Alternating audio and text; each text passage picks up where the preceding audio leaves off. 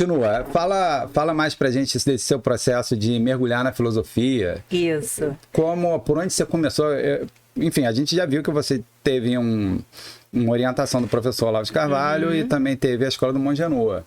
Mas você teve a sua liberdade também de selecionar o teu processo. E por onde você começou?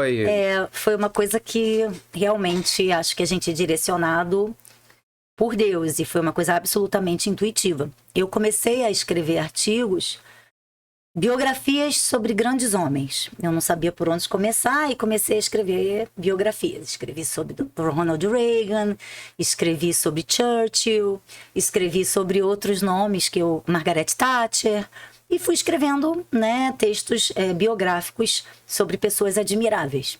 E, de repente, os meus textos começaram a tomar um viés mais confessional. Mas, em paralelo a isso, por eu também estar escrevendo para mais de um jornal, vários jornais começaram a me procurar e alguns jornais começaram a me pedir um conteúdo muito político. Textos sobre o STF, sobre casos rumorosos, sobre os rumos da política no Brasil, sobre ativismo judicial, algumas questões polêmicas da atualidade. E eu fiquei bastante tempo fazendo 2 modelos de texto. Uns textos mais confessionais, para o Tribuna Diária, que me dava esse espaço, e uns textos mais voltados para a ciência política e para uma crítica jurídica para os outros jornais, né?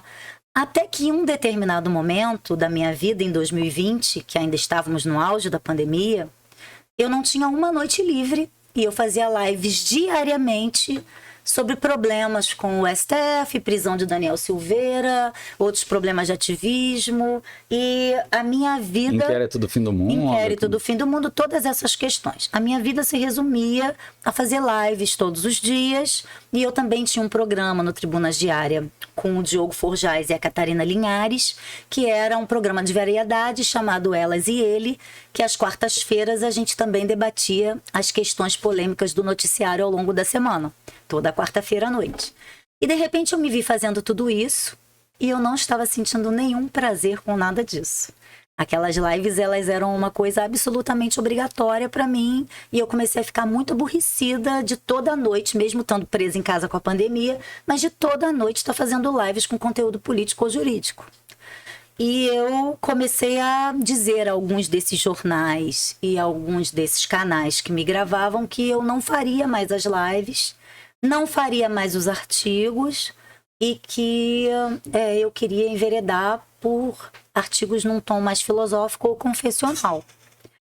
E foi muito ruim num primeiro momento, porque eu depois achei que eu tinha feito uma besteira enorme, porque eu passei a ficar escrevendo em uns 4 ou 5 jornais que gostavam desse meu conteúdo mais confessional, mas perdi bastante coisa, sabe? Abandonei mesmo. E até esse programa nosso, Elas e Ele, a gente acabou terminando o programa.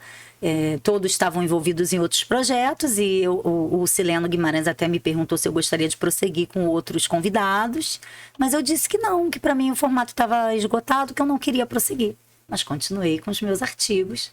E paralelamente a isso, meu filho, que é publicitário, esse mesmo filho que sofreu o acidente, eu pedi a ele que me ajudasse a montar um Instagram de filosofia. Pérolas ou pequenas frases filosóficas com uma frequência praticamente que diária. E ele me ajudou, me pediu para eu bater umas fotos profissionais e tudo, e foi fazendo conteúdo para esse meu Instagram.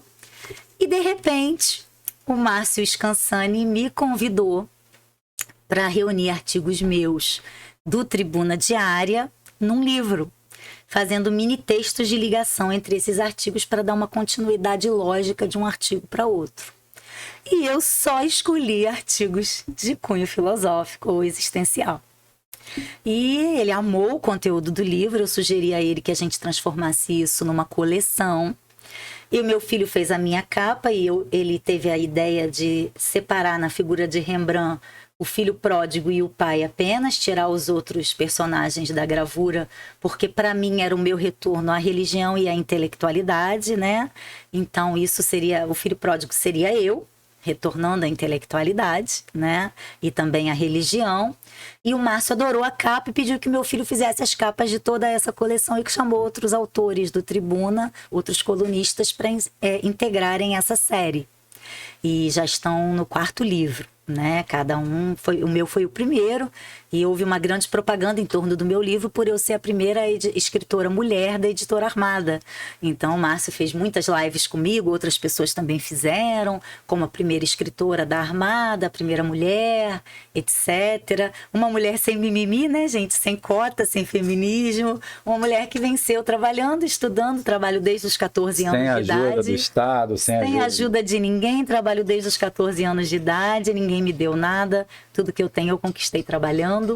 E fui mãe solteira do meu filho mais velho, de um namorado, e tive ele sozinha. Só casei com o pai do meu filho mais novo. E uma mulher sem mimimi, sem história de tragédia vitimista, uma mulher que venci sozinha. Mas, por acaso, fui a primeira escritora editada pela Armada. E esse livro começou a ter uma série de lançamentos. Teve lançamento no Rio, teve lançamento em São Paulo, teve lançamento em Porto Alegre. Muitos colegas prestigiaram e eu fiquei muito feliz. Eu lancei ano passado, em julho.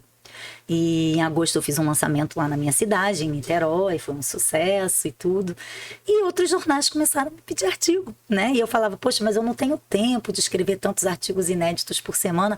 Eu vou te encaminhar o artigo do jornal tal e você replica, dá os créditos, etc. E foi começando a criar um círculo virtuoso de várias publicações, né? Agora, por exemplo, o Cláudio Gibelli, que está lançando um jornal em Aparecida do Norte, me convidou para escrever para ele também. Tô sabendo do Cláudio. Pois é, um cara muito inteligente, fantástico. E isso foi criando uma corrente, né? E foi sendo propagado. E foi assim que aconteceu. Foi absolutamente por acaso. E a escolha dos artigos para o livro foi intuitiva. Eu achei que tinha mais a ver escrever um livro mais confessional. Né?